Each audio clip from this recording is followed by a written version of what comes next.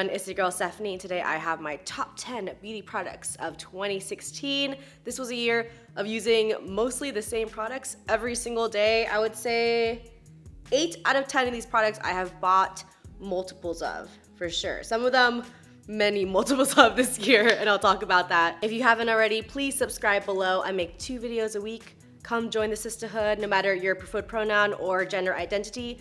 Please come join the family. All right, we're gonna start off with base products and move our way out. Oh my God, Mochi decided to join us on the couch. That's too cute. I hope she stays there for the rest of the video. Okay, the primer that I've used all year long is this Make Up Forever mattifying primer. I apply a teeny bit of this right before my foundation, and I have multiple products in this list that are for oily people that really, once you all combine them together, really helps you not become slick with oil throughout the day. But I really have seen that when I don't use this product, I become oily much quicker. This product lasts for so long. This is only my second container of this, and I have used it, I think, more than a year, like almost every single day. So it's definitely a product that is worth the cost. Moving into my foundation, we had the Estee Lauder Double Wear Stay in Place Makeup in 2W2 Rattan. I first started using this foundation because I really wanted to use a full coverage foundation for some photos and events. And yeah, if you pack this on, like, it is super, super full coverage. But then I started realizing if I thinned it out, it was actually a really nice foundation for every day. And I mean really thin. I use a teeny tiny amount. And this is where the third beauty product comes in, and this is my beauty blender. I don't know what I did before this thing. I use my beauty blender every single day. So like I said, I will take the Estee Lauder foundation, a very, very small amount. I just pour it on the back of my hand. And then I dot it all around my face and go in with my beauty blender, my damp beauty blender. So obviously it thins it out because it's a little bit wet. And honestly, you can't even really see that much coverage when I do this. But I found that when I put a very thin veil of this foundation on my face every day, again, it locks in, you know, all the oil, and my makeup just tends to last really long throughout the day when I use this product. So yeah, I think that a lot of people think that this is only for super high coverage, but you can really easily thin it out as well. And yeah, I really love it. I continue to use my beauty blender with the next item, which is my NARS Creamy Concealer in medium 1 custard. I've definitely gone through a few of these with this concealer. I conceal pretty much everything. I don't have a separate concealer for eyes and the rest of the face. So I go in under the eyes, little triangle, and I'll go down the bridge of my nose a bit and underneath my nose where I can get some redness, and I'll do my chin or I'll do any spots. On light days, I'll also use this without the Estee Lauder foundation, which is perfectly fine if I'm just doing something really quick, but I will always use the beauty blender just to blend it all in, and it works so beautifully. Both my concealer and my foundation have yellow undertones. They don't oxidize on me at all. I don't know why, but a lot of face products tend to turn really pink on me super fast. Even if it looks like they have yellow undertones, it'll turn pink. So I don't really know why that is, but these are true to color, and I'm sticking with them. I think the makeup application method that really changed the game for me this year was baking. And of course, here I have my Laura Mercier Loose Setting Powder in Translucent. Again, if you're an oily person and you have not tried this, you need to try it. I know it looks crazy, but this just gives your makeup so much longevity. It really, again, keeps the oil at bay. So I will go ahead and grab my beauty blender. This is the last time of using the beauty blender in my makeup application, and I will dip it into the powder. First, I'll go underneath the eyes.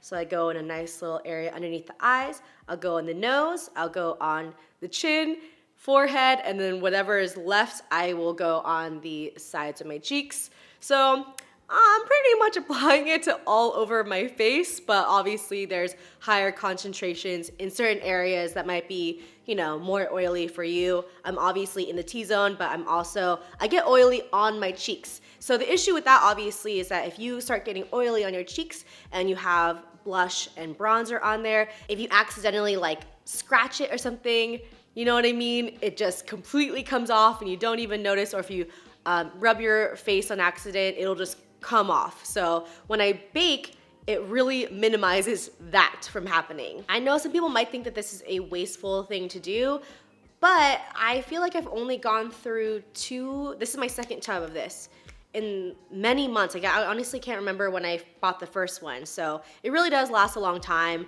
and it's definitely worth it. Before we move on to more face stuff, I'm gonna talk about brows, and I have 2 items from Anastasia, and I'm grouping this together as one because they really belong together to me. So first we have the Brow Wiz in Granite, and we also have the Brow Powder Duo in Granite. Once I figured out that this is my color, I have not wavered from these 2 products in a very long time.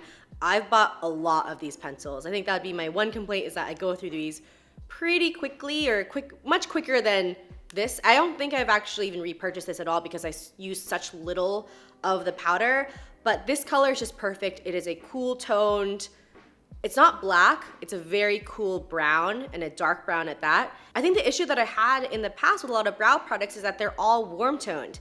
And obviously if you have cooler toned hair or dark hair, you want your eyebrows to match that. So I would have, like, you know, my dark hair, and then my eyebrows would look like a warm brown. So once I figured out that Granite was around, yeah, I absolutely love it. I love the formula of Brow Wiz. It's not too soft and not too hard, because I think some brow pencils, they come off like they're just melty, like eye pencils, or they're so difficult to come out that you're kind of like scraping against your skin too much. So it's just the perfect formula.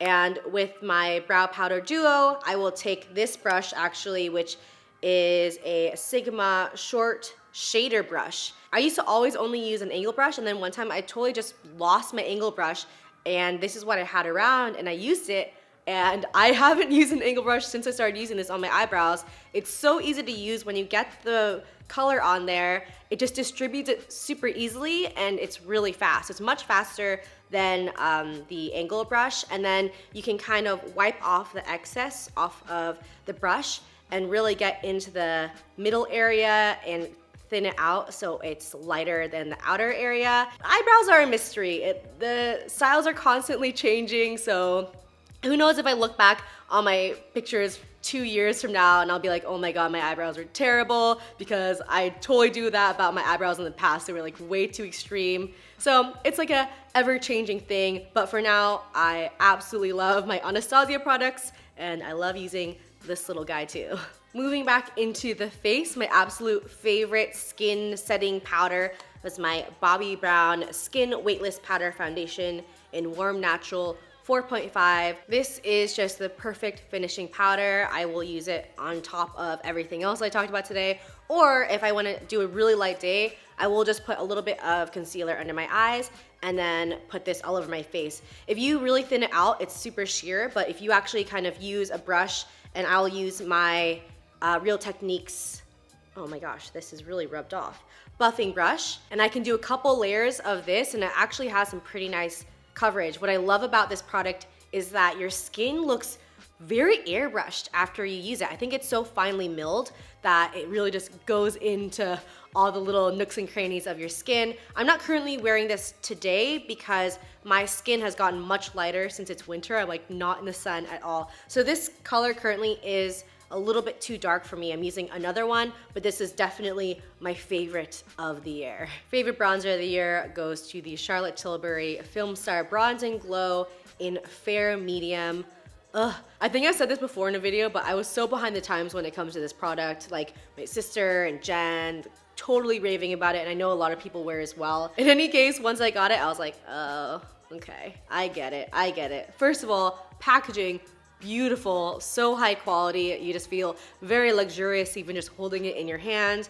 And the product itself, it looks like I haven't used that much of it, and I totally have. I use it like every single day for the past few months. The thing that I love about it is that it is so buildable. I think a lot of times bronzers and like sculpting powders can be quite scary, and if you put too much, or if you put like a dot of it, it also won't move around. So it's buildable, but also it just blends so beautifully.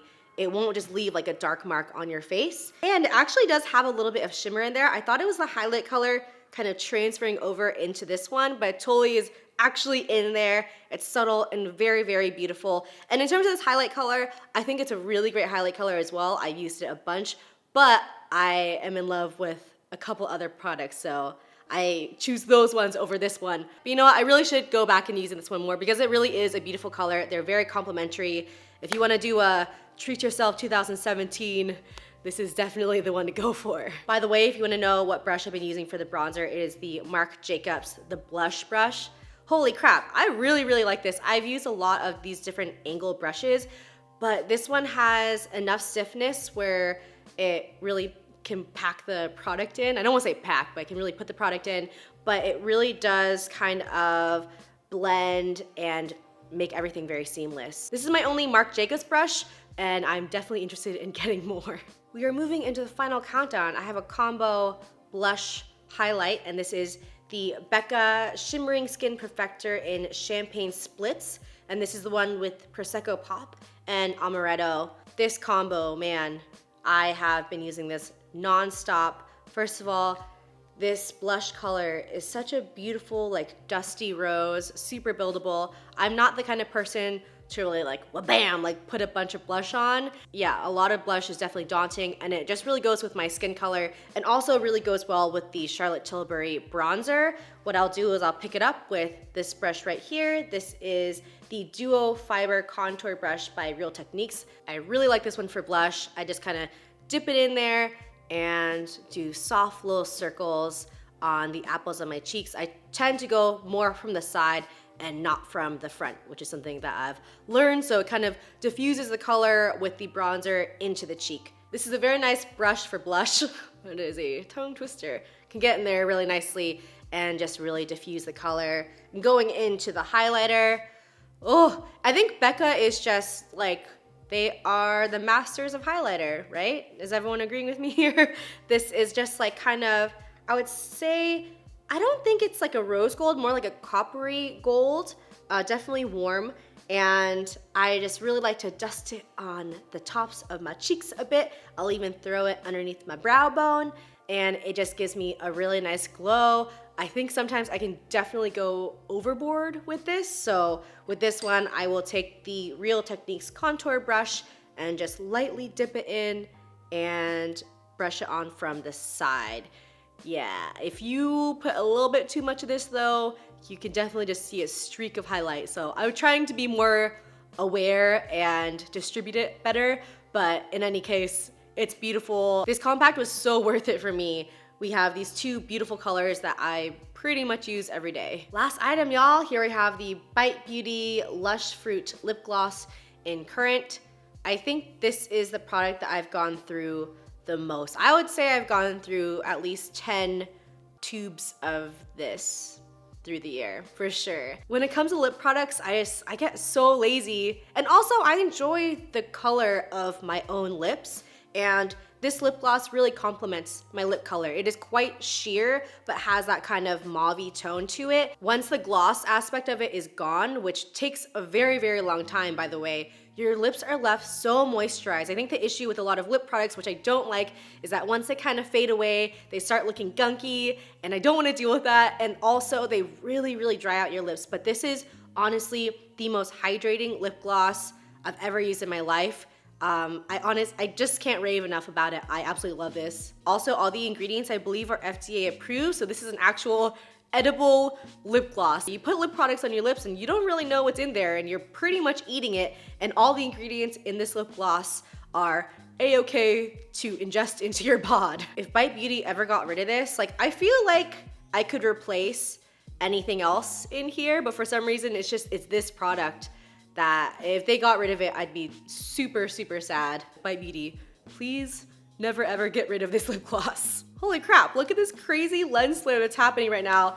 I'm closing out the video anyway, so it's all good. Those were my 2016 beauty favorites. I really hope you enjoyed this video, and I hope it gave you some ideas for products to try out. I definitely love every single item on this list. If you like this video, please subscribe below. Come join the sisterhood. It would really make me very happy for you to become part of the family. All right, I love y'all, and I will see you in the next one. Bye.